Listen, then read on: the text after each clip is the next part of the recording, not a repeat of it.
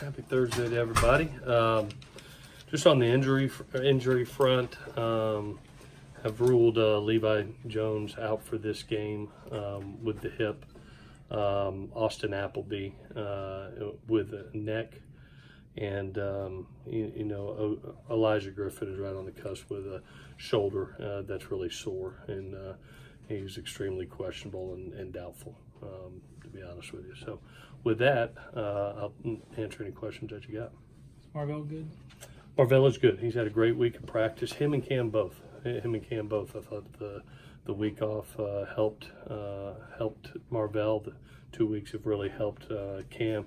Thought they were flying around. I actually showed reps of them to the team, how much they were leading this week. So it was good to see. Clay, Michael Pittman's exploded, these past 3 weeks. Yeah. 2 different quarterbacks. Yeah. This is kind of what's led to his success. I think it's been building. It really has. I love, going into your third year, he's taking the right approach. His first year, he was a role player, special teams player, really came on the scene in his second year. I wish it might have even happened earlier. If you recall, he had an ankle injury in his second year that those first 6 games were really tough, and then came on the scene the second half, and then it's just continued to work. And, and it doesn't matter if it's offense, it doesn't matter if it's special teams. He's a difference maker player, and that's what that position has always been for us, is guys that can make huge plays in games. All 9 years I've been here, whether it was Robert Woods, Marquise Lee, Nelson Aguilar, Juju Smith, Deontay Burnett, Stephen Mitchell, it just has big play capability guys. And now you look up and you have those guys like Michael Pittman and Tyler Vaughns and Velus Jones and Amon-Ra St. Brown and others. So it's great to see Pitt doing what he's doing. Why do you think he's so good at catching those jump balls? He works at it. I remember, if you recall, we had a couple of, was it the Arizona game? I thought we had a couple that just fell short, and he body catched a couple of them, and he came right back that next week and said, he went into one-on-ones. He said, "Coach, I really want to work the high balls. You mind if I just get fade after fade after fade after fade?" And he did, and just kept working it and kept on getting better and better at it. And it's really paying off in games. I actually showed the team one day him doing the one-on-one drills where he was working it that day.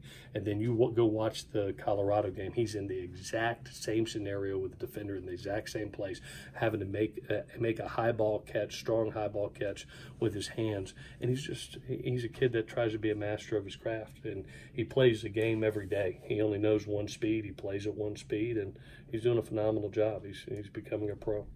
Does that help the quarterback too? No question. I think when you look at our size on the outside right now, and even with the future coming too, I mean, you look at a Tyler Vaughns who's 6'2 plus. You look at a Michael Pittman who's 6'4. You look at a Devin Williams who's a 6'5 plus kid.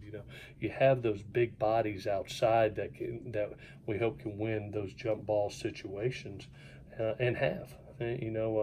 Tyler's high ball catch. High ball catch I thought was phenomenal at the end of the game last week.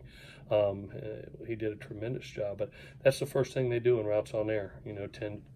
T sends them deep, down and back, so they always work that each and every day. It's routine.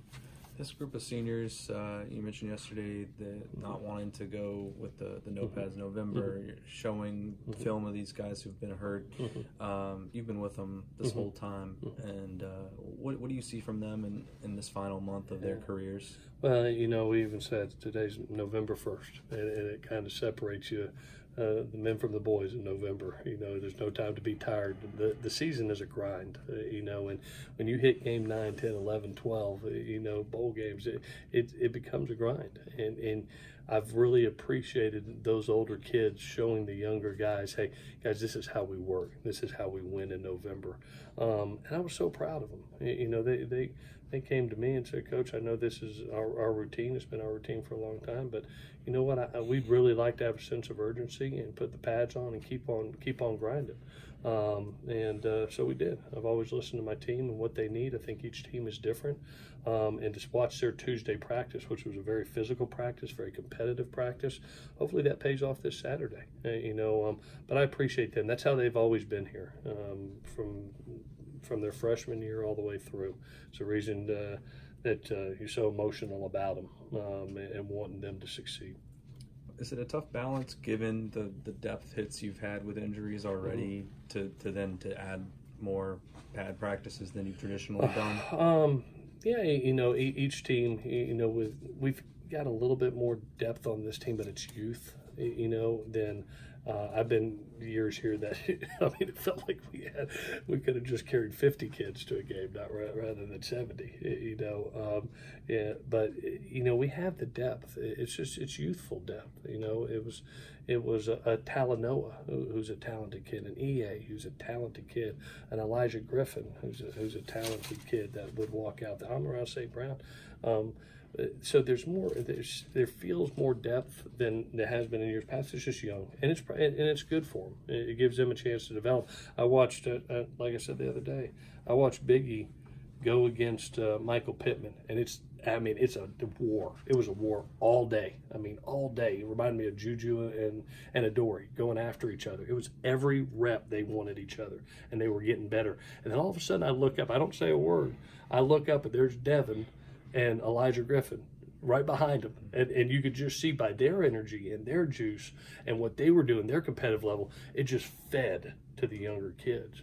And so that's what you want. You want older brothers to show the way, and they did a great job. What did you see Oregon State unlock during that comeback against Colorado? They unlocked a quarterback, that's for sure. I thought Jake played really well in the second half. Got an opportunity to get back in there, looked healthy, and really did a nice job of just the intermediate passing game, getting the ball out quick. They're a multi-progression team, and he diagnosed coverage. He got the ball to the right spots, and his kids were making plays. They didn't give out. I was really impressed by them not giving up on the running game. They continued to stay balanced, and they just kept on adding touchdowns. And by the time you looked up, and it was 3 minutes to go in the game, they're making that drive at the end, and they're one score down. Then what was impressive, all of a sudden you have that emotion, and it's 34-34, and the extra point doesn't happen. You're going to overtime, and you still find a way to win. That's impressive. It's a great job by Coach Smith and his bunch getting a big win in Boulder. Last week you talked about it being kind of a simple Simon game plan with Jack. You ended up putting up quite a bit of points in that game. Are there things you take from that game kind of looking forward? Yeah, when you get into November, obviously, as a play caller, it's always a little bit different. But we have a system, and now you just can't revamp a system in 1 week. You do the things that you think your kids can operate and function with.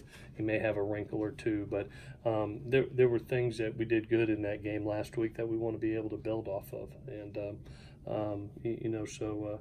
Not to give game plan things away, but we're not trying to reinvent the wheel right now. We're trying to do the things our kids are good at, especially for our young kids. One more. Go ahead, Dan. Talking about the the punt thing, you ended up with the guy 92 yards, and you got 300-pound guys trying to play safety on that. Is there any do you look at that and say, is there a better way to go in terms of the three protectors in case?